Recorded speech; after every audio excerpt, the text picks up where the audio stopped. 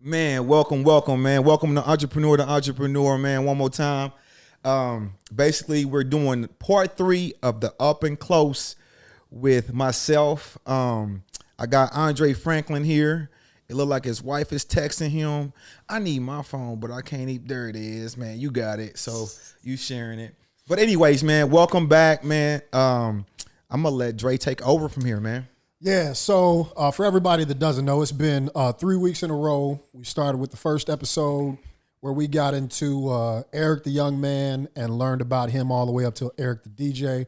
Last week, we talked about Eric the DJ and that transformation into Eric the hustler. Mm-hmm. Now, this week, in our last installment, we're going to get into Eric the hustler becoming Eric the entrepreneur. So I'm really excited about this one. I think it really rounds out the complete perspective. But before we get too far into things, let's recap where we left off. So DJing started 1996, right? Yeah. DJing took off once you got into college. So early 2000s, you're doing clubs, you're doing pretty much every major college in the indie Midwest region. Mixtape game is jumping off crazy. MP3s come out somewhere in there and really kind of change the game for you a little bit. Finances ain't looking the same. You're doing investments at the same time, or insurance. You're doing insurance around this same time. And 2008 hits, market crash. So biggest two money makers for you, all of a sudden are completely upside down. Right. Still trying to be the glue that holds everything together. Start hustling, get kidnapped, right? And then have to go in the military to make sure that you can pay back the plug and get everything that you need to get done.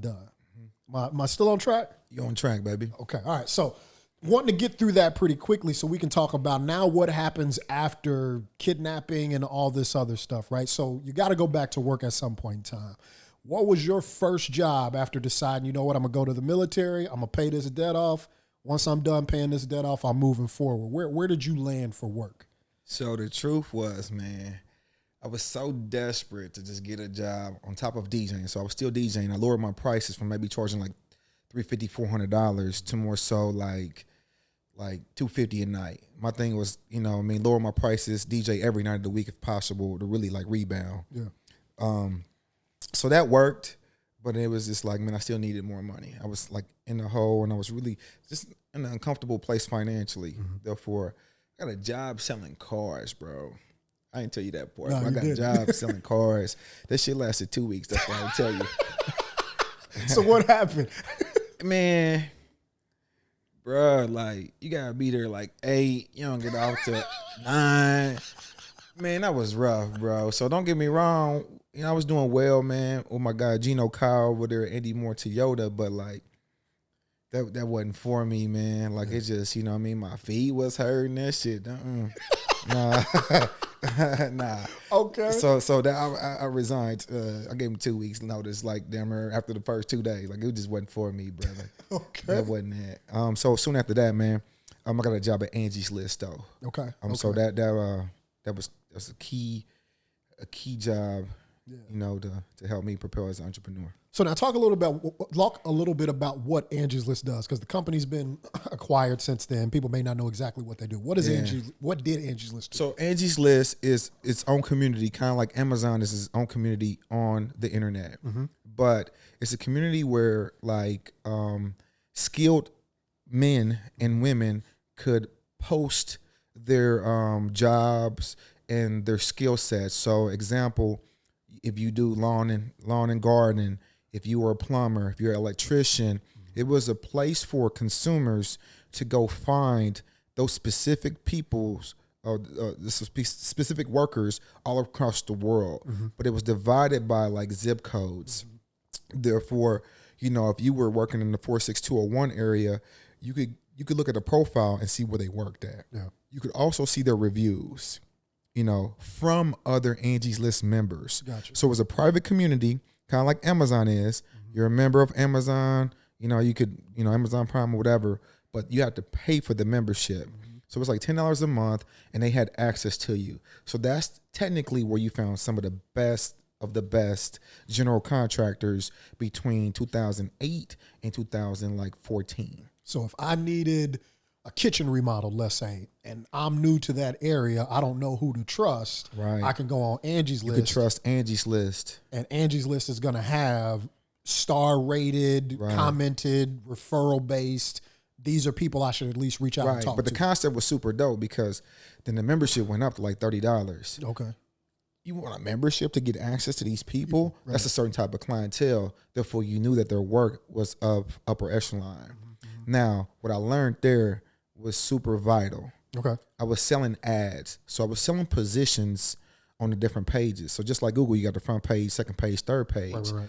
I could see their clicks and return on their ad spend based on their position. And that's where I learned about SEO, search engine optimization. Yeah. So for y'all that don't know, for people that don't know, search engine optimization is about the combination of your hashtags, your comments, all the information that's related to you on the internet if you're a business or an individual, and how that information determines where you show up when somebody searches for keywords. So the more you pay attention to search engine optimization, the better chance you're going to have of ending up at the top of the search engine when somebody types in Erick Armstrong, Andre Franklin, whatever it might be.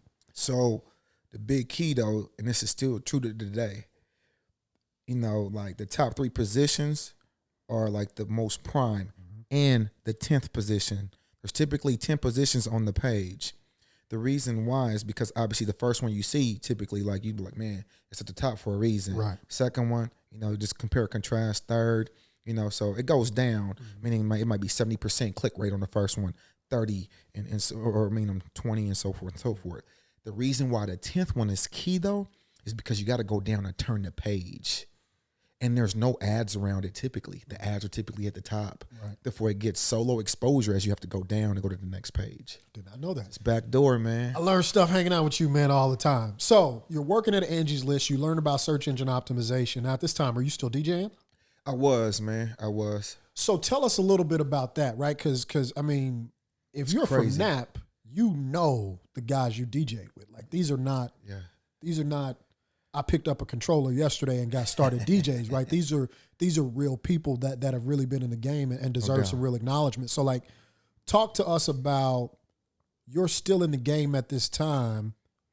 Who were the guys you were around and how did they help you as you develop to become smooth, but then even as you're at the point where the game is changing? Yeah, the game is changing because the computer came out. I mean, Soretto and the computer DJs came out more so around like 07, 08, you know what I mean? But even then, they didn't have the library, so we still had the libraries because we DJed for so long before. Right. But regardless of, man, let me quote this, though, and I'll stamp it, seal and approve. Like, the guys that are before 2008 are living legends in Indianapolis. We're talking about DJ World, Paul Bunyan, JF, Freddie Fresh, Mellow Mix, Don, DJ Gus, like. And what I mean by that, man, not like legends. These are underground kings. You know what I mean? Like, a lot of people talk about, like, you know, like what they did or what. I mean, these men are making $100,000 to $200,000 cash, tax free, off mixtapes, parties, and like, you know, between. Hey, pay y'all taxes. between like literally like between 96 and 2005. Like, Indianapolis is the mixtape capital of the world. Yeah. Believe it or not. Yeah. Like, you know what I'm saying? Like, nobody blends like we did. Like, the type of music, it's a cult. Yeah. And so, like, you know, shout out to those guys. But, man, that's who I was just kind of watching, man. Yeah. I put Indianapolis DJs up against anybody. I don't care who you are, where you're from. Back then, I don't know about today, bro. Hey, I mean. We still got some talent. It's just different, man. The whole game is different. But that's a whole other conversation for another day, man. But shouts out to all those guys, man. I got those mixtapes from when I was a kid. And those dudes really tuned my ear even back then. So you're DJing, you're working at Angie's List, you're getting this exposure to search engine optimization. Where does that lead you as we start talking about all the stuff you've done now, right? So walk me up to maybe how we first start venturing into hair. Got you. Tone came back from South Carolina or wherever he's at. You know, Told you, man, he was your roommate before. He was my roommate when we got robbed. Yeah. You know, and so, you know, I released the animosity that I had. when he left, and I felt, like, damn, I got to handle this all on my own. But the truth is, that gave me when I sat alone in that, it gave me the opportunity to really understand, and that's where I turned the key, and then I'm responsible for my own actions. Yeah. And that's when I stopped blaming others for the shit that was happening to me. So did you partly blame Tone up until that point? I didn't never blame Tone for what happened. That wouldn't be fair, but I felt like, shit, we was both eating off of it. We should both, repay. But, that's my side of the story. It's not to say that it's right, you know what I'm saying? Yeah. And this ain't for no beef or no shit like that. Me and Tone cool. Yeah. But it's just like, that's how I felt. At that time. But it just, reality, I made a choice. It was my connect. It's my decision. I got myself in this. And so, like, there's a part of me, like, just turned over to leave and was just like, I'm responsible for, as a man, for everything I'm in or whatever, regardless of who's involved. Right. I still got choices. So I think that's where that started going. But he came back, man. We cool, hash things out or whatever. He's dating a lady, which became his business partner. And he's just like, yo, man, like such, sells hair. I'm just like, why the fuck you telling me about hair? Like, I don't care about hair. Like, what, you know what I'm saying? So like, but he was just looking for advice. I tried different business ventures throughout my lifetime. So I feel like he just respected or gave me like, or not looked up to me, but definitely like just respecting my word. Yeah. And you know what I mean? And I had marketing experience. Yeah. So I think that I was able to share a lot of good ideas with Antonio. There were traditional marketing ideas though. They were not digital yet. Right. You know what I mean? They were traditional marketing, like this, that, you know what I mean? Kiosks in the mall type of deal. And we just like, just having dialect as friends. I was supporting. Yeah. But then came a point, this is like 2011, just to put a date on it. Yep. So there came a time where it was just like, yo, bro, like, man, holla at your babe and see, like, if this could be, we could collaborate on this. And, the company today is called Diamond Version Hair, that they both owned.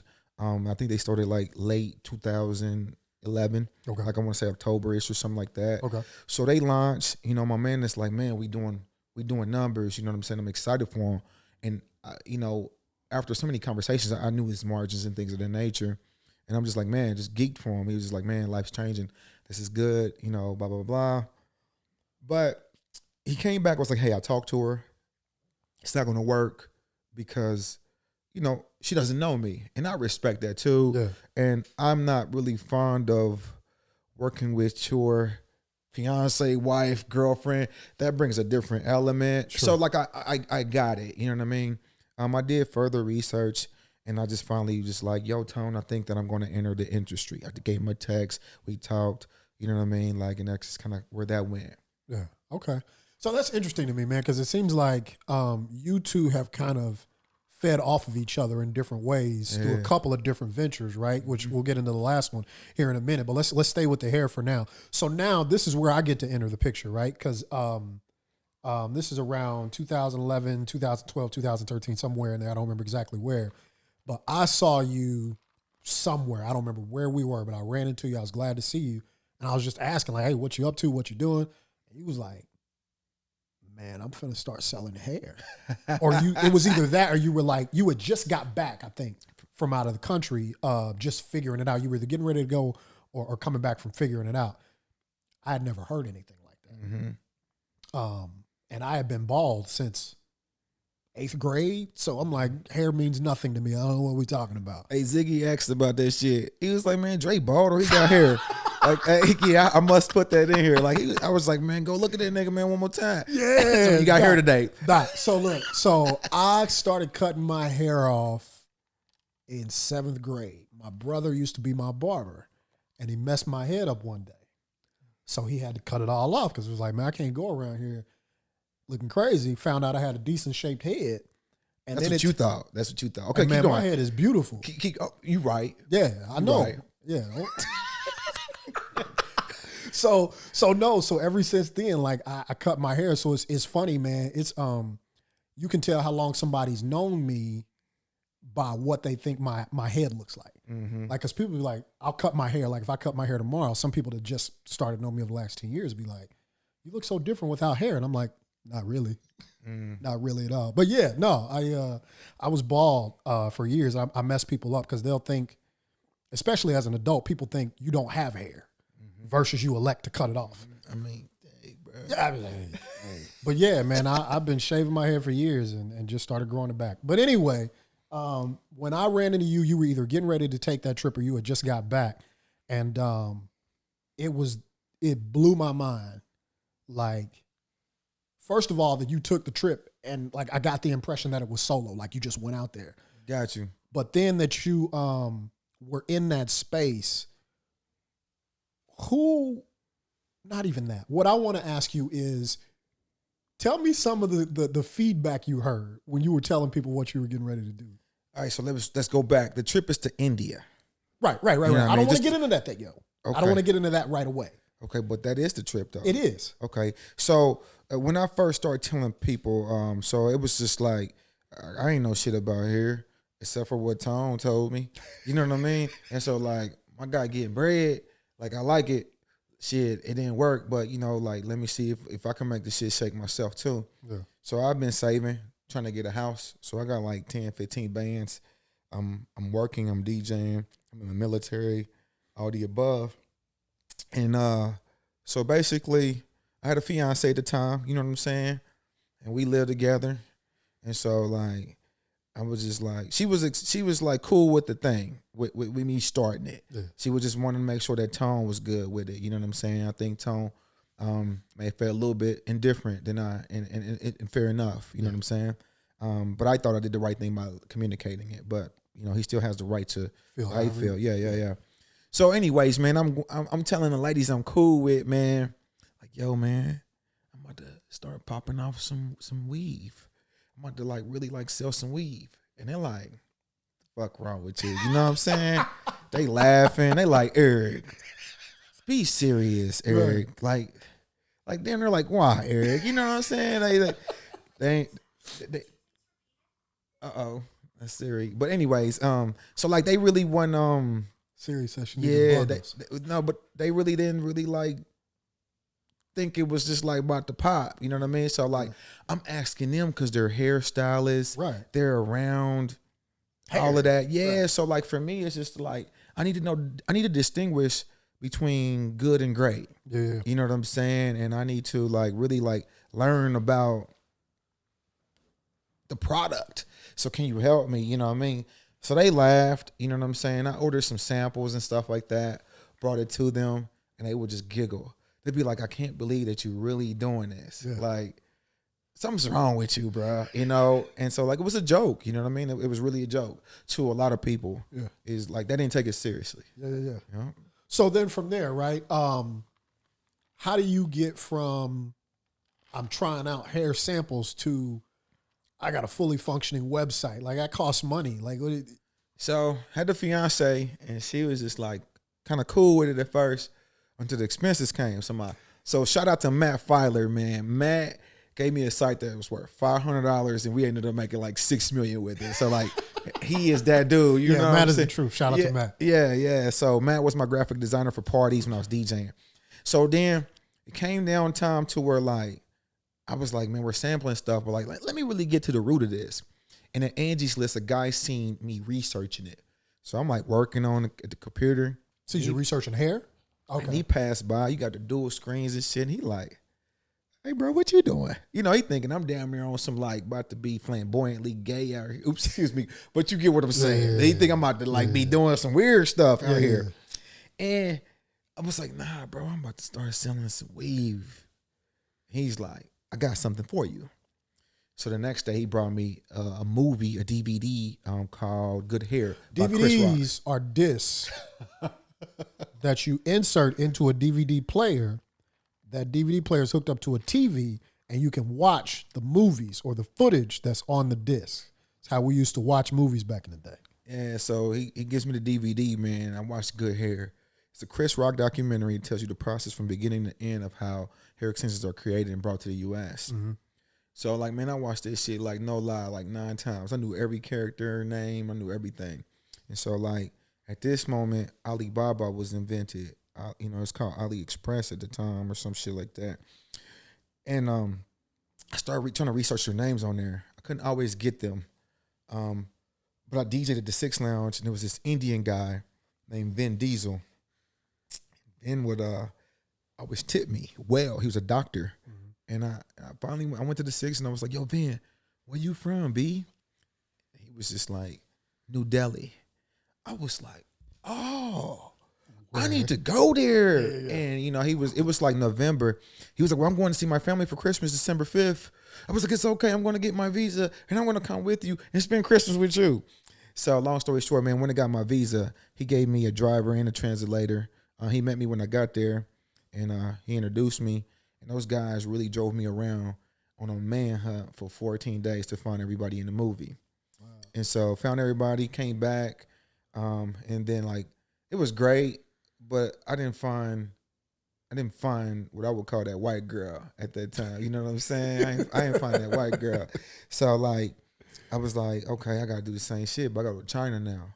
Why China? Because China knows how to manufacture and put the product in the hair to really make it long lasting. Okay.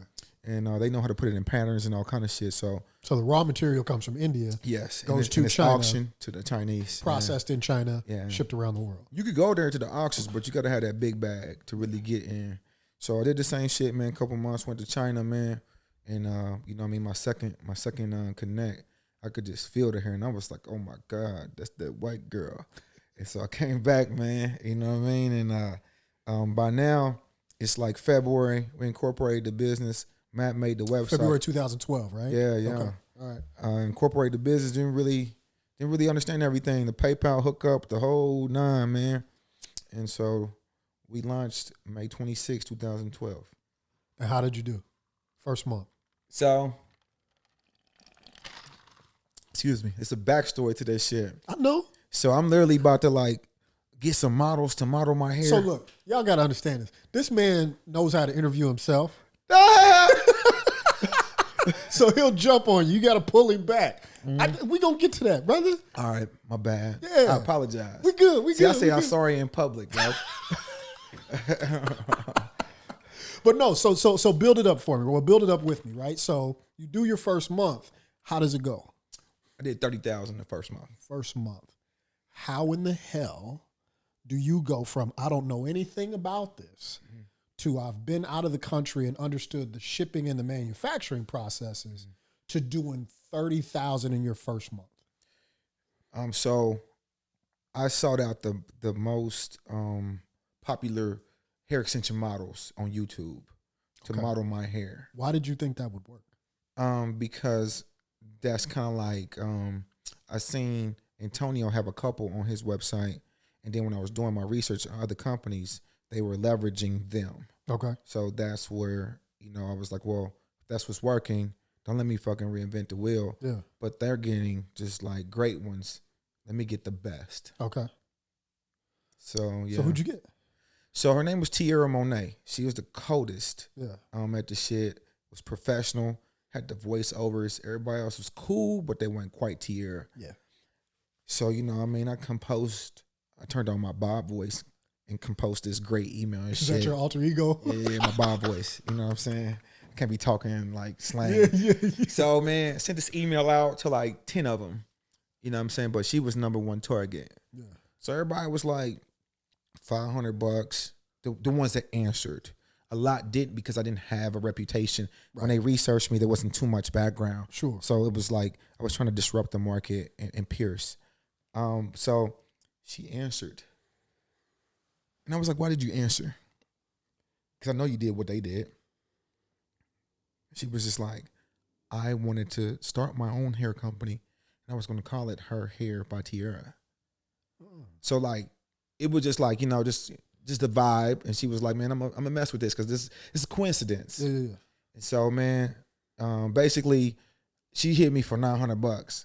My fiance was like, no way, we're not doing that. Like, that's a whole month of rent. Like, Eric, we're not doing that. Yeah. And so the truth was, is like, that 900 this ain't made, man, like 30 rent, 30 back. So that was kind of like some tension. Yeah.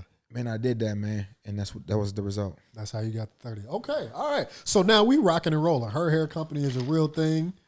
So got I thought, it going. Well, yeah, we get to that too. Yeah. So, so now you got the other problem on your hands. You've been successful, and now you got to try to continue to grow it. You ain't told me about no big manufacturing building or warehouse. Where are you bagging up at? Man, so my music studio was in my mom's house. Yeah. So literally, like, man, like we literally do it on the couches in the studio, and we would have like 12-inch, 14-inch, 16-inch straight bundles, and then we pack that shit up on the turntables and mix it with hair everywhere. You know what I'm saying? And so Got hair all in the turntables. man, hey, like we made it do what it do. So I quit my job after 5 days at Angie's List. My mom got off work at 3:00 from her job. So she get off work, I get to her house and be, like so-called doing admin. Yeah. And then when she came, we would pack hair and then we will ship it out. She lives near the airport, so we would ship it out by the airport by 8:00 every day. So me and my mom was really like bagging this shit up and getting it out of here, man. Yeah. I love it. Because mom shows up at every major intersection of your life. That's always interesting to me. No so what is she saying at this point in time, right? She done seen you come home and say, hey, I got to move work out of your house. Now you saying, hey, I got to move work out of your house. So I think that, silently, she never said it, but I think that she was just like happy that it wasn't on no dumb shit. I wasn't hustling. Yeah. I had found something legit. Yeah. So I think that she's supporting that, hoping that it just really works for me at that time. That's what I'm thinking, That's what's up. So then from there, you got it going, right? Where do you get to the point where the operation is too big to be running out of your mom's house? So like month two, it's like, wait a minute. Woo. Like we getting little orders in and stuff like that. Like, and then like, it just too much to be at her house and we walking out with bags all the time. It just wasn't it. So I got me a little office, man, out there in Plainfield. I live in Avon, so it's out there in Plainfield for about $700 a month. And I started working out of there. Okay. What was that experience like for you? Man, it was different. I ain't gonna lie to you. So by then I got an assistant. She works once a day. She's a stylist. Mm-hmm. And so she's a stylist. She goes to school like, I want to say like Tuesday through Friday. So she worked every Monday, which was great because when she worked on Mondays, like that, we had the weekend orders. So that was our biggest day. So it really worked well, for us. But the truth was, this is where I learned that any business I start, I'm always going to hire an assistant with me because the assistant can learn as I learn. And if she learns as I learn, we could move twice as quick. Secondly, I could fire myself from the position and work on the business and not in the business anymore to scale my business. Break that down real quick because you've said that a lot of times, and I don't know that everybody thinks that way. What do you mean by I transition from working in the business to on the business? Right. So when I'm working in the business, I'm doing things that make the business function from day to day. Okay. Whether it's, a sales person and or it's an administrative person that's filing and doing, paperwork or the necessary duties to really keep the function going in service and or provide a product. Yeah. They have to function in order for the job to be executed. Yeah. So when I'm working on the business, I'm not affiliated with what it takes to service the customer. I'm affiliated in what it takes to grow the business to a different level. Okay, so this is moving from that tactical day-to-day to the strategic year-to-year, 5-year, 10-year planning. In essence. Gotcha. Okay, all right. So you got the assistant in there. Things are moving. The business is continuing to grow. Where do we end up at the end of year one? Man, we did $250,000. $250,000. In revenue. Yeah. Top line revenue. Okay. So that's the end of 2013, or that's the end of 2012. Take me into 2013 up to 2014. What's going on there? So like, man, shit hot. I meet these dudes, messing with my dude Lathan. He literally tells me like, 6 months you'll never DJ again. So I'm just like, nigga, like it's a lifestyle here. You know what I mean? Like, nigga, I'm smooth. Like, it's in my blood, bro. Like, it's the juice.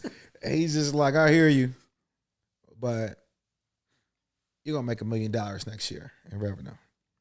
So I was just like, how so? He was just like, he's my SEO guy. Okay. And I hired him because I now knew the impact of SEO. Sure. So he's educating me on that. And so we selected our keywords. Keywords are things like, the hashtags. Yep. In essence, those are keywords. Hashtags is just a social term for it. Yeah. And so like, man, he was like, I'm going to have you at the top of Google rankings for 20 keywords. And, by the end of 14, which in essence is this much traffic. So when you can understand your KPIs, your key performance indicators, you can understand that it takes, you know, if you get $1 million in a million people in traffic, you can convert 10% of that for impressions. The clicks, I'm saying. And then from the clicks, it's a certain percentage that then converts to sale. So he could do the math on the potential impressions to understand clicks, to understand what my potential revenue could be. So, you know, I'm not quite there yet, but he's just talking shit. But I just had such attachments to music. You know, to me, music has saved my life. Yeah. It's given me the opportunity to travel the world, blah, blah, blah, blah, all the emotional shit. Yeah. So what happens, man, we rocking and rolling. So it's damn near like, we're at 150 in like 2 months. Yeah. It's crazy. Yeah. But we ain't know nothing about bots and spamming. Okay. So I got spammed with some porn links and bots and all kind of stuff. So what do I mean by that? Google looks at everything that's attached to your website. Anything that say her hair company and Brazilian hair, and then it composes it like an index, old school library term. Yeah. And like you become the definition of Brazilian hair extensions after a while. Yeah. The person that has the most content and links to that was at the top. So we was surfacing, but then when they attached the porn links, Google looked at us as, wait a minute, this is off. That's not accurate. Yeah. So we came off the rankings in all keywords. So we ended up doing 350,000 that year. We didn't do 1 million. Oh, wow. Yeah, that was, I was a little depressed. I was disappointed. What was the lesson for you there? Man, don't count your eggs until they hatch. Okay. You know what I mean? Okay. And I'm gonna be honest with you. That's where, you know, I didn't trust people in the digital space. Sure. Digital crime is real. Yeah. Yeah. It is. So, at this point, tell me about a time when you celebrated the success you had up until that point. Man, like all of that shit was big wins. But I will tell you this though. So remember that first month? So we did like 30 bands first month. Yeah. I was like, it was May 26th. So we're going to June. So like, man, it was like July 4th. It was on a Thursday. I'll never forget. We was lit in the mug. Like, bruh, life's about to be different. You know what I'm saying? Look, Ma, I made it. And so we had a little party, man, in my homie house. And I woke up hungover. It's Friday, July 5th. Yeah. I never forget it, man. I literally look at my phone, look at my bank statements, because that shit becomes like orgasmic after a while. You know what I'm saying? Like, look at the numbers. You know, like, yeah. Man, I looked at this shit, man.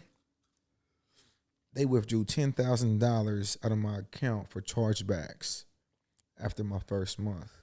So on that same high, I really like came down, and that shit was wild. Like, so break it down. You talking in entrepreneur executive terms. Everybody don't know what chargebacks are at $10,000. Chargebacks is when somebody bought something with a credit card, but then they told their bank that their credit card was stolen, or somebody's using a fraudulent credit card, right, and their bank is like, no, we didn't make that charge. Yeah. So I thought I made this much in profits, and they took it back because it was made with stolen credit card purchases. Yeah. So somebody was trying to buy hair. And no, they did, because I sent the hair out, so I double lost. Yeah, I lost the hair, and I lost the money. Yeah. So I got like, no bullshit, I got like $1,500 in the bank. Yeah. And I'm looking at my fiance, and she like, nigga, what the fuck? I don't even know how to explain it. Yeah. I you know, like broke down. Like I was like, oh man. Yeah. Mm-hmm. I'm laughing, but it ain't funny. So from February of 2012 to sometime shortly into 2014, you've had 10 racks in chargebacks, and who knows how much in lost revenue from the porn site being attached to what you're doing. Mm-hmm. You got a history of bouncing back. So tell me, how does Erick bounce back now? So it's me and my assistant, you know what I'm saying? And now she's graduated from hair school, but she really embraced everything we had going on. So I brought her in full time. You know what I mean? She's making about $10 an hour, but it worked for her. It worked for me. and she was a great support system. She taught me, you know what I mean? So that I think that right then I learned to hire people that could teach me. Okay. You know what I'm saying? So that I hire like that today. Okay. I hire people that can empower and be answers to my business where I may be weak at. So, to answer your question, man, like things are going, but then we get to a point where the inventory is low because like I'm trying to grow the business and bounce back from the charge because I'm having to pay for internet security. I'm having to do extra work. Right. I'm having to put money in places that I was not used to because of the spamming. We had to do alternate things. Remember when I told you everybody used YouTube? Yeah. In our culture, unfortunately, we didn't know nothing about SEO. Yeah. That was my competitive advantage in a black market. Sure. That's what was winning. So I was just like, oh, I got to go back to YouTube. Mm-hmm. And I was like, let me play poker. But, you know, you gamble, you play poker two different ways. Either I'm going to outsmart you and I'm going to understand you emotionally, and or I'm going to play poker with my chips and force you out the game. Okay. So I told my team, you know, let's deploy $75,000 in marketing. But I was like, I don't got $75,000.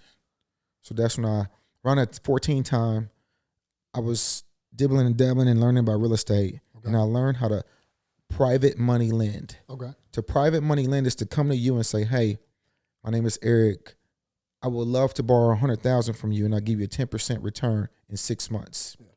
That's greater than what you're going to get in the stock market at that time. It's greater than what you're going to get from the bank and money markets. I'm going to give you 10% 6 months, flat rate for $100,000. I hope to rinse and repeat. Yeah. So I didn't know nobody that had that type of money. So my thing was my accountant do though. And they trust him and he has access to my books. Yeah. Therefore, there's a sense of transparency there. So he found me a guy, man. He gave me $100,000, literally, never met him. I gave him a private money packet that you can get at entrepreneur to entrepreneur. You know what I'm saying? And we went from 350 to 2.2 million a year. So this is the end of 2014? Yes, sir. Wow. Okay. All right. So things are back on track. You got things running smooth. Let's fast forward just a little bit. Yes, sir. How did you do at the end of 2015? 2015, man, we did 4.8 million. So we doubled our revenue, man. Okay. So then 75, we put damn near right around 250,000 in marketing. Yeah. So you go from 75. Okay. All right. You double down. Yeah. No, that makes sense. So big year, huge year. Yeah. But now people are starting to notice in a really, really big way, right? Talk about what happens with Inc. Magazine in 2015. So like, you know, when I started the company, man, I had a few goals, man. You know what I'm saying? Like I was just like, Don't tell them. I want to make Inc. I want to make the Inc. 5000. Okay. Yeah, not the ones you talk, but not the ones from basic training. I want to say those. All right. I got you. And so like basically like, man, I was really on some like, it'd be dope to make that magazine. And then, you know, like I had other goals too, but you know, like maybe in the future type of shit. Yeah. So I hung this shit up in my desk along with my car and my watch, you know what I'm saying? And then, you know, other shit. So we did 5.5 right around there in 2015, at the end of 2015. Okay. So I knew that we would make the Inc. 5000 list. And so, but the Inc. 5000 list for 2015 technically doesn't come out to the next year. Yeah. It's almost like last year's performance will be awarded the following year. Gotcha. You know what I'm saying? So 2016 is when we were awarded. And at that moment, man, we had the 253rd fastest growing company in the country. So tell people about Inc. Magazine. Like, why is that important? Inc. Magazine is what I call a sister company to Forbes. Okay. Forbes tracks the most wealthiest people and their lifestyles and their ways and their techniques. Inc. Magazine tracks founders and their 3-year growth. Okay. So within the last 3 years, who's growing the fastest to monitor momentum. Yeah. And so they basically have an application system that, you know, you have to turn in your numbers from 3 years ago and then compare 3 years to the current numbers to estimate your percentage in growth. And so our percentage in growth was 253rd fastest growing Right. in America. All right. So it's one thing to make a list once, right? You know this from your athlete days. It's one thing to win once, but to really say you won, you got to do it again. Right. So success is a screenshot of that time. Yeah. Success is not something that, you know, a lot of people see people and just say, hey, like, you know, this guy was in the NBA. You see that shit every day on Facebook. Motherfuckers that would play high school ball, they be want to critique, you know what I mean, people that play professional ball. And I'd be like, bro, like, chill the fuck out. Like, that shit you was doing, that's what you did and you don't do today. Yeah. They're doing it today. Yeah, yeah. So I say that to say that, you know what I mean? Some people get stuck in, like, man, I was that guy in 2017, 16. Yeah. But no, you're not today, that guy. So it's a lot harder. It's easier to achieve than it is to maintain. Exactly. And so my goal was to maintain, and I was blessed to be able to make the list again at 302. Wow. So my goal was 5,000, man, but I made 302. That was outstanding, man. Yeah. Kudos to my team at that time. Yeah. And then I'm cheating and jumping forward a little bit more. So then if you made it 2016, 2017, did you make it 2018? I didn't make the 500 list. I made it the 5,000 list. Yeah. I three-peat on that thing. Yeah. No, that's to be celebrated, man, because it's one thing to, I know a lot of people say they want to be entrepreneurs, right? I'm sure you do too. I know a lot of people that think they're doing entrepreneurship, but it's another thing to go from I'm running a one-person shop to I'm scaling a business that can actually outlast me. You know what I mean? So you don't have an MBA from Harvard. You know what I mean? You don't come from Donald Trump money. So there's more that we should pat you on the back for. I appreciate it. Just being real with you. I admire that and I respect that, man. Congratulations on what you're able to accomplish. Appreciate it. But we know it's not all roses, right? So what starts to happen post 2018 or around that time with hair and that industry? What's changing and what's going on? Man, so the algorithms change. So what's the algorithm? An algorithm is the way that YouTube, Facebook, Google, all those applications really like narrate and index who the top of the top are. Okay. And so in the past, I was able to leverage SEO and YouTube videos to really keep me at the top of the industry. Yeah. And when I say the top, I'm not the best. I'm with the best though. You know what I mean? So your product is being seen right alongside theirs. Yeah, no doubt. I would say top 10 across the country. And in an oversaturated market, there's no degrees or anything needed. So like, man,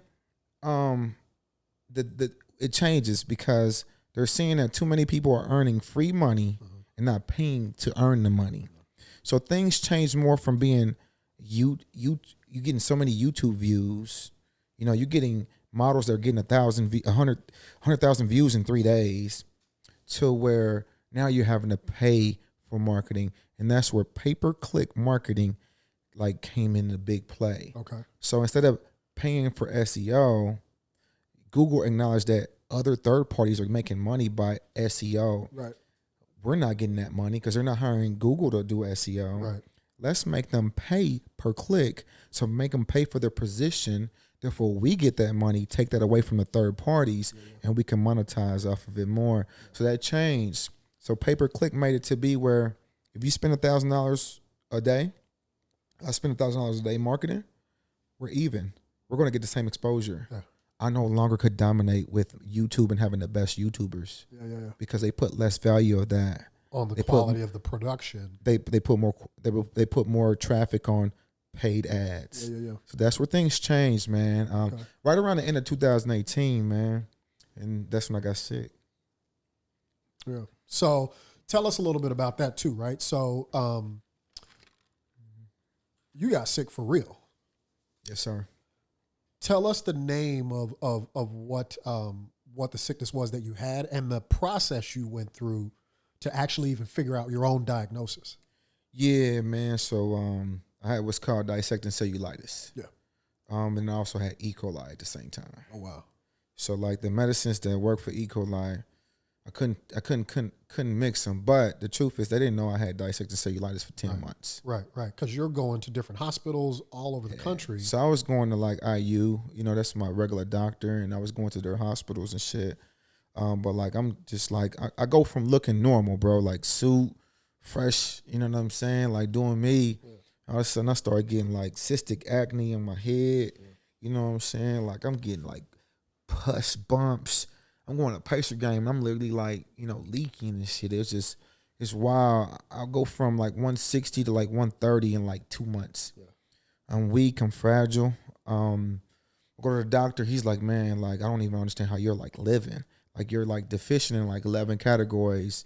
Everything from like, man, iron, testosterone, like, iodine, everything that really like kind of keep you going. And like, I was literally like, I got to a point, man, I was in fever, like constantly. So like, I was scared. I never been sick, and they couldn't tell me what the fuck wrong. Right. They knew I had the E. coli, so I had some gut shit.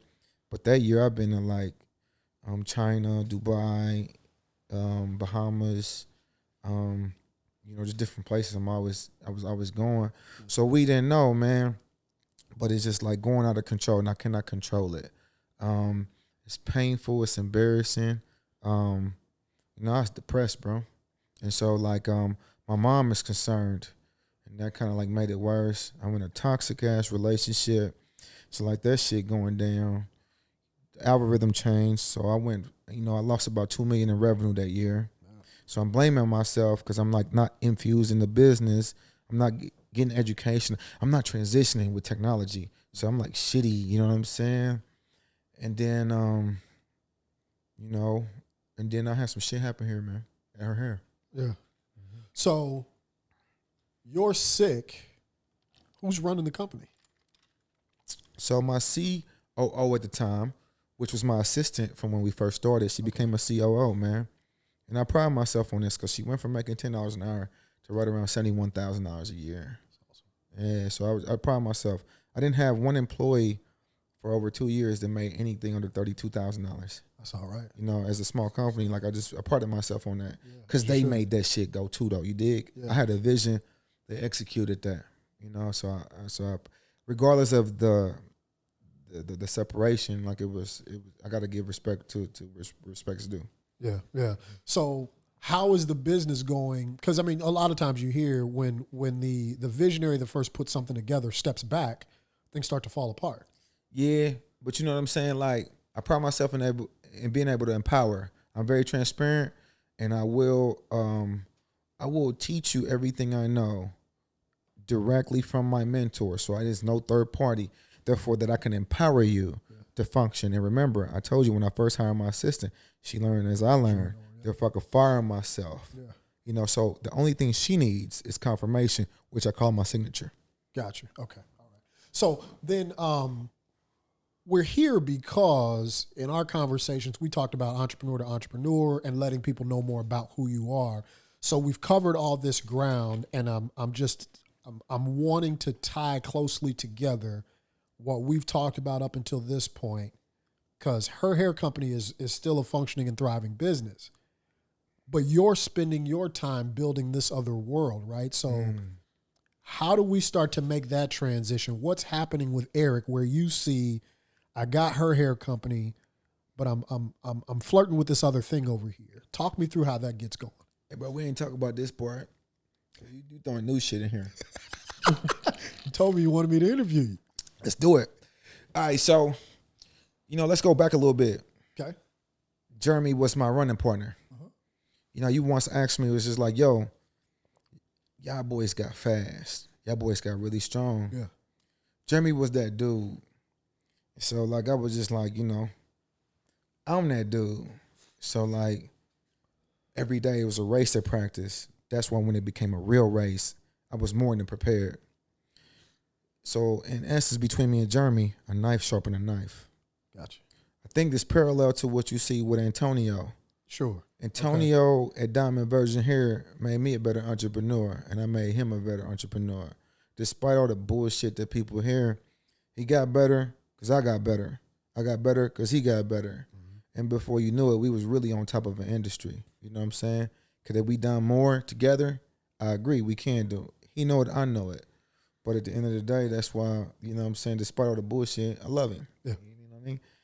So, you know, if you move forward to today, you're asking like, man, you're really trying to understand like what I'm doing. So I like to think that, you know, I've been able to evolve. You know what I'm saying, as an individual, but it still carries that same track spirit. You know what I mean? Like, you know, I ran track because I was solely responsible for the shit that I did and the shit that I could control. And so I could go in there and get stronger at 5'7" to be, you know, stronger than this man at 6'7". I mean 6'2" with a longer stride, and he ran the 400. Yeah. But I was solely responsible for like putting in the work. And so like I'm gonna outwork you. I'm not the smartest guy in the world, but I'm gonna figure this shit out. I'm gonna understand why and how. And so I'm gonna outwork you. So to me, it's not about money. To me, it's about outworking yourself from the day prior. And so that carried on to her hair. The truth is, you know what I'm saying, that, you know, I'm in an industry that's oversaturated. I'm still blessed to earn, though. We still earn over $2.5 million annually. So it's a blessing. Yeah. Margins are different than they once were, but we are, you know, especially in a time like today, we're alive. Yeah. I started real estate in 2014, getting educated with Antonio. We started Blueprint. Antonio came up with the name. We joined. We started Blueprint, but we had the competition thing with the hair companies that kind of came between us and egos. You know what I'm saying?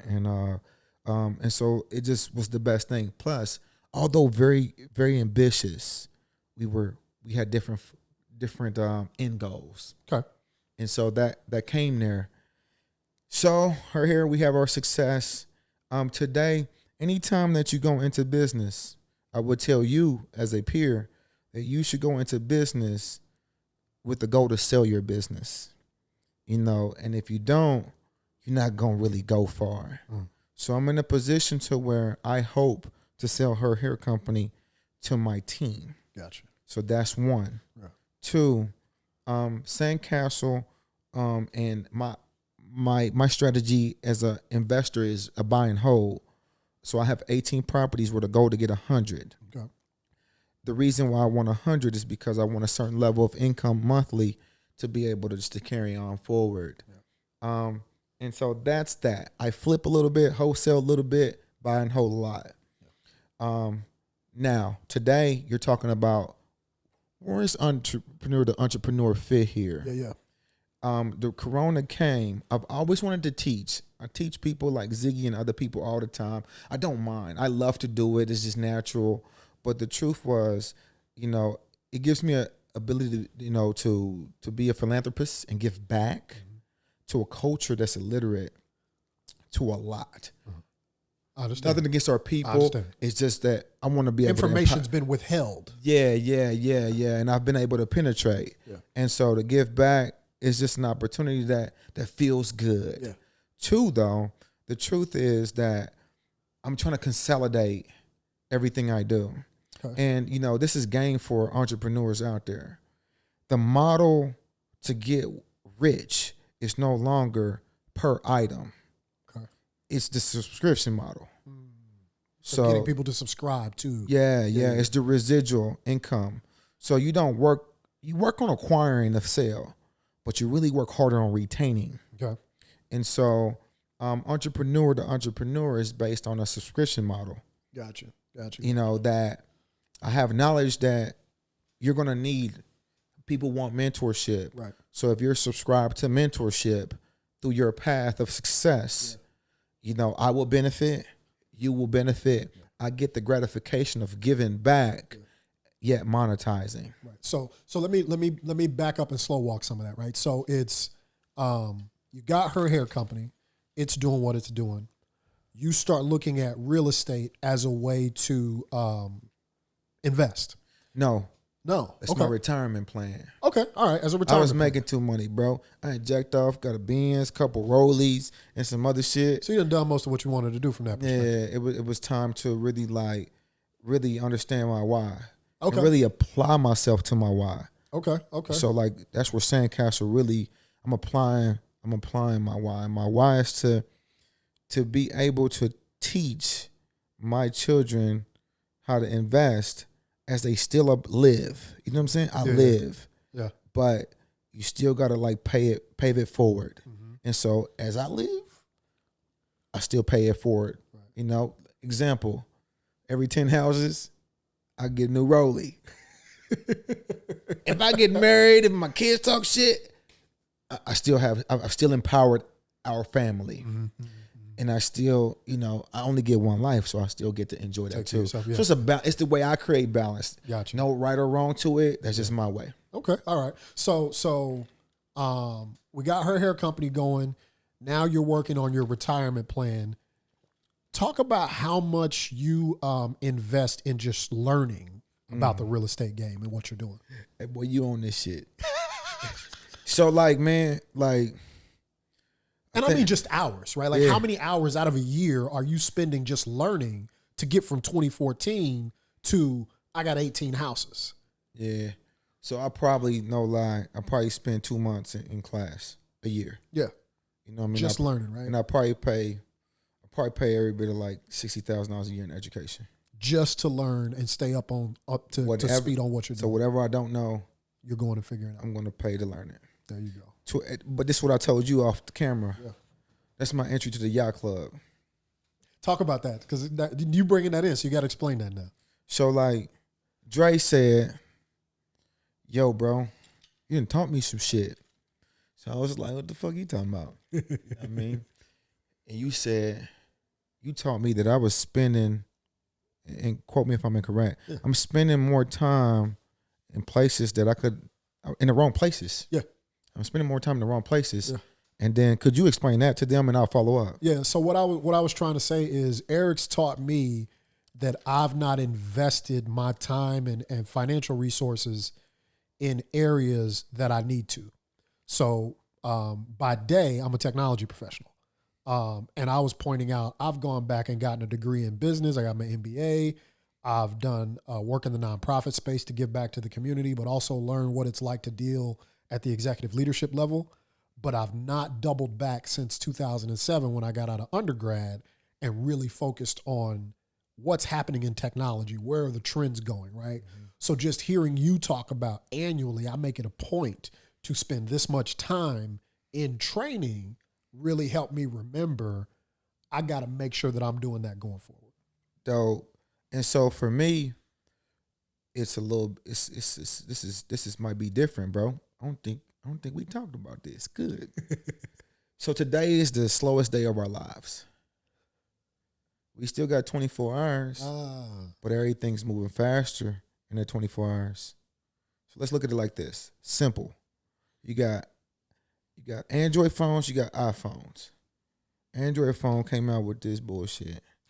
iPhone came out with the same bullshit and +1. Yeah. Then Android's gonna do that +2. And then they're going to come back quicker, +3. And so when we were young, our parents were right here at the elbow. Let's say that's 1960. This is 2000. Yeah. They start a job. They ain't like that job. They ain't like this job. Then they landed a career. Yeah. Allison's Transmissions. Yep. They're changing parts and shit. Yeah. For every bit of like 50,000. Yeah. But with appreciation, in 1990, now they're making like 75,000 to 80,000. But the curve is like this little. Yeah. You know what I'm saying? Yeah. 2000 come, they've been in that mug 20 years. They looking at retirement by 35. 2005 come, they can retire. They're making 105. Yeah. Great income. They get a pension. Sad. They got insurance. They're sad. Yeah. But the truth is, technology wasn't moving that quick during that time. Uh-huh. You know what I'm saying? Yeah. So like, I condition myself to move at the pace of technology. Makes sense. Because I work in the e-commerce space and I see how quick it changes. Yeah. So today I would say that the lever moves like this. Okay, sure. So the lever moves like this, due to technology and the pace of competition. It's 10 times quicker. So sometimes it's not about getting it done. The speed of implementation makes a difference between average, good, and great. Sure. And there's so many great minds that the shit is just moving like At a faster Elon rate. and Elon Musk. Yeah. So to do so, I have to be infused in education every month and or every other month, or I am not keeping up. With the pace of how things are moving. Makes total sense. So through all that, right, you've got Smooth the hustler, you got Smooth the DJ, you got Smooth who's become the entrepreneur. Let's jump back and we'll close out real quick before we do Q&A with this one part. Talk to me about the goals you wrote down when you were in basic training and how many of them you've achieved. So obviously I fucked up, you know what I'm saying? I disappointed my city, my mother, and everybody around me, you know what I mean, with being greedy and hustling or whatever. So my first goal was, you know what I'm saying, be debt free by 2015. This is 2009. I'm in my bunks in Fort Sill. That's Oklahoma. Yeah. So, you know what I'm saying, I want to be debt free.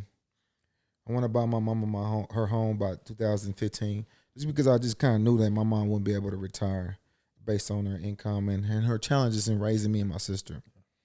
I wanted to have a house.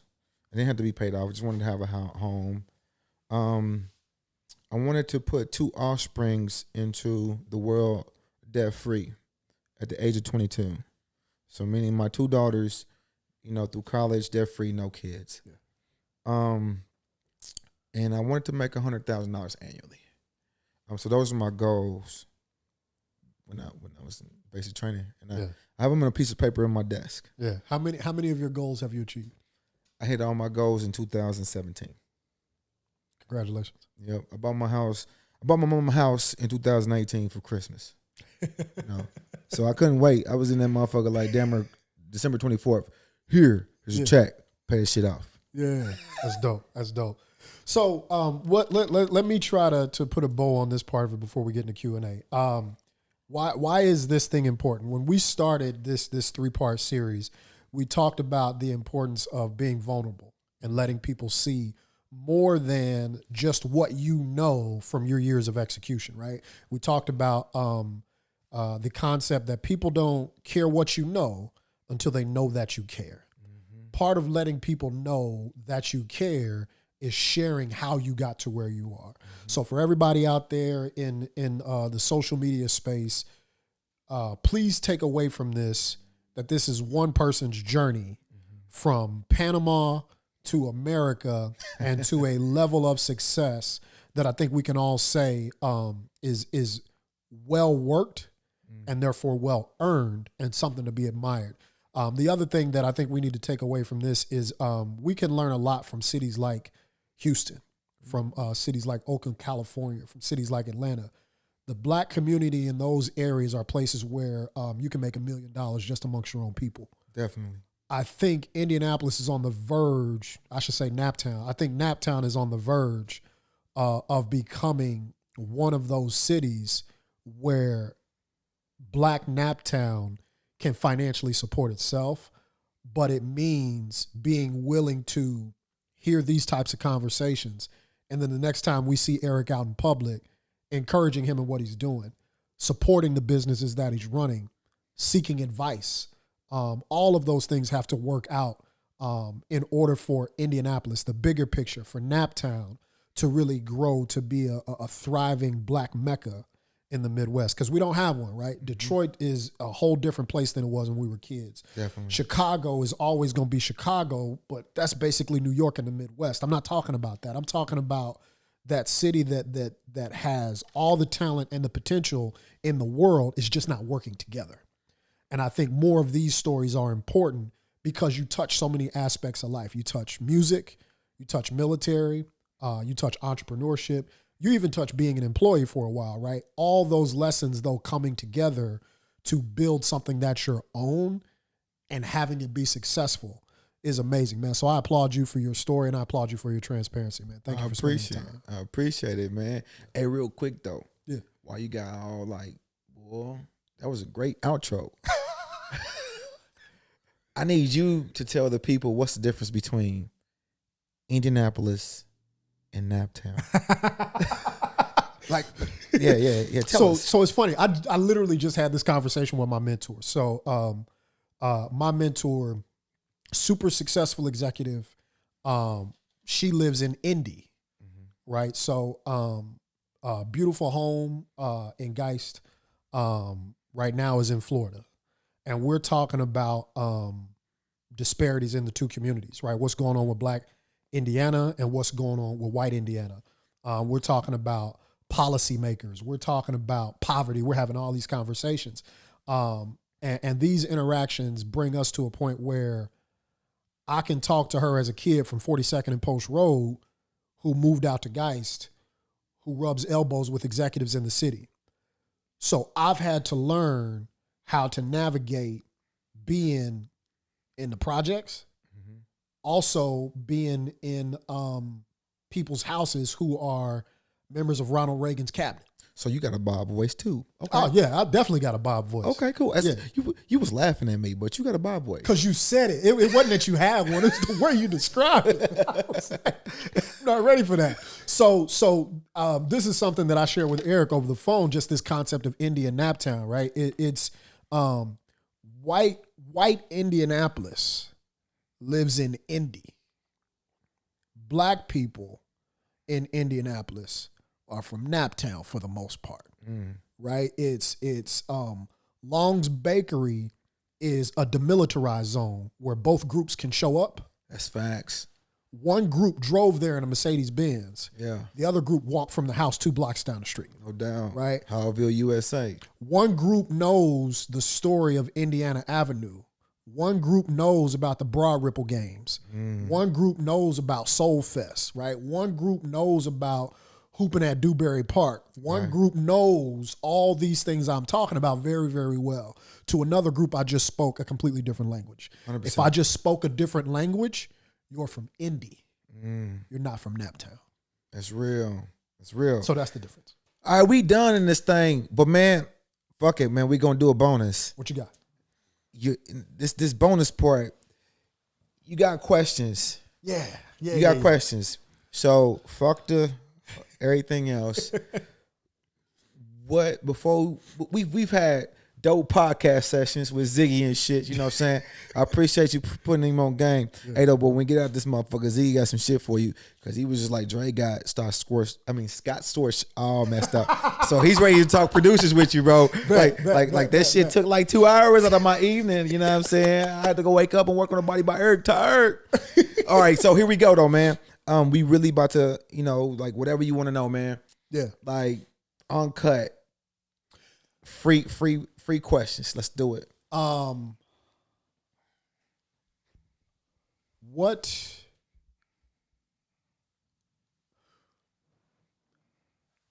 do you think is one thing you do differently on this side of meeting those goals? Those are major goals, right? But stuff we talked about off camera. It's not the prettiest path to get there. What's one thing you would do differently? One thing I would do differently. Ooh.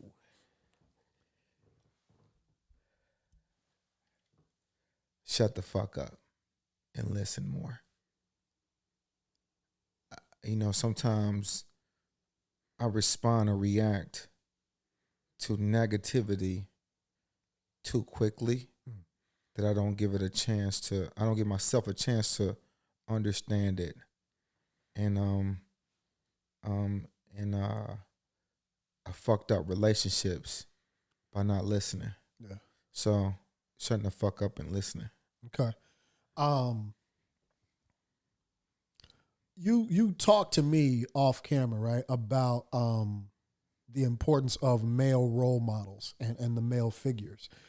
But when we talked, I said something to you that I think kind of messed you up when I said, you don't trust men. If you agree, why do you think that is? if I were to really like dive in and reflect, like, you know what I mean? Like, I would just say, because I never had a man in my life. I didn't ever have my father. Yeah. I take that back. Yeah. And so I feel like that is a deep-rooted childhood issue that, you know, continue to go through. You know, so, but there's a twofold to that. I've had the same best friends for 25 years. J. Doug, Lathan, Tony, David. You know what I'm saying? Over time, you know what I'm saying, people have entered my circle, like Don, Corey, Todd, and et cetera, you know what I'm saying? And so I can't say I don't trust man, but I'm definitely, it's definitely like, you got to show your cards when you fuck with me. So, like, it ain't even that you owe me anything, but it's just, you know. What are your intentions? Yeah, definitely. So we had a sidebar conversation. I'll try to give some context too, because I think there's an interesting dialogue there. We talked about, as I was preparing for this, you kind of have this Marvel character that I use to describe you. Ooh. We talked about you're Iron Man and you're Tony Stark, right? Tony Stark can fly off the handle at a minute. One of the smartest guys in the room, but can cut very deep with his words. But Iron Man's a superhero, right? He saves the day. Who do you think has to meet Thanos in order for you to achieve what you want in your legacy? Who's got to meet Thanos? Is it Tony or Iron Man? Who's got? So first of all, let me look at the camera, man, and just tell the people that you're a motherfucker because you switched the question up on me. Like you fucking maneuver that shit. We didn't have this part plotted. No, we didn't. But I knew the story. So like, you know what I mean? So what? Let me explain what Dre is saying to me. Dre said, "Man, you're a successful black man. You love work. I love work. I love going to the gym. Yeah. I like the process more than the result. You know, just real. You know, it's really therapeutical. So Dre said, if you keep going on your voyage as Iron Man, I'll be the greatest businessman, but die alone. Mm-hmm. If you decide to be Tony Stark's, you can still help. You don't have to be a superhero, but you could definitely, like, you know, gain love and tap into some areas where you'll be happy in the family aspect. Yeah. So that's Tony Stark's Iron Man. So the reason Dre brought this shit up, to give y'all some context, is because, you know, my grandma is 91. I love Miss Dolores. You know, that's my grandma. But she's single. She was divorced. She's single. My mom is single as well too. She's 57 years old. So Dre sees it as a generational curse that he's making me aware of that I need to break. Because he feels that we have a vulnerability challenge. And he's challenging me to be vulnerable in the sense of a Tony Stark's and embrace love in a different way to tap into a different type of happiness. So I desire to be Tony Stark's, you know what I'm saying? Yeah. Yeah.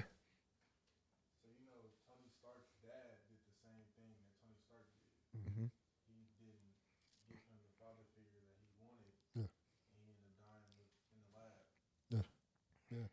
And so that's why we had that conversation, right? Because to bring it all the way home, I didn't meet my father until I was either 10 or 13. And you think about the number of us that are what I call first generation wealth builders, right? We're in a position to actually change the financial trajectory of our families, but we don't know what's ahead of us because there was nobody out there ahead of us helping us figure out how to navigate some of these situations. What we do in this lifetime ripples for at least 2 generations. Definitely. The more we get right, the further that positive ripple can go. So these conversations that we're talking about that we have off camera, it's just that context of when you're really meeting with people that are on the journey with you, they should be trying to push you. There should be some consternation in that conversation. There should be some friction. And if there's not, something's wrong, right? So everything I've said has been out of love and out of admiration for what you've been able to accomplish. But it's also me running alongside you in a different lane and saying, here's what I've learned from over here.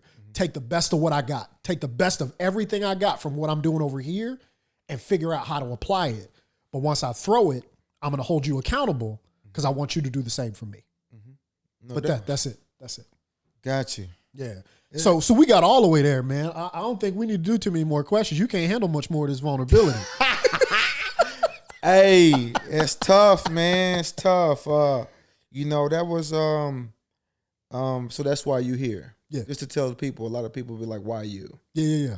Just because you brought me to that point where, you know, when we had our discussion, you know what I'm saying, I think that I fumbled a little bit on a couple times and you know, I just was like, okay, this man's challenging me, you know, in different ways that I'm not challenged. So I appreciate you. Yeah, man. You know what I mean? Man, and that's that, man. So thank you. Hey, I see y'all on the other side, entrepreneur.com, man. We relaunch everything February 1st coming up. So, man, tune in. I'll make the announcements. Till then, next time. Peace.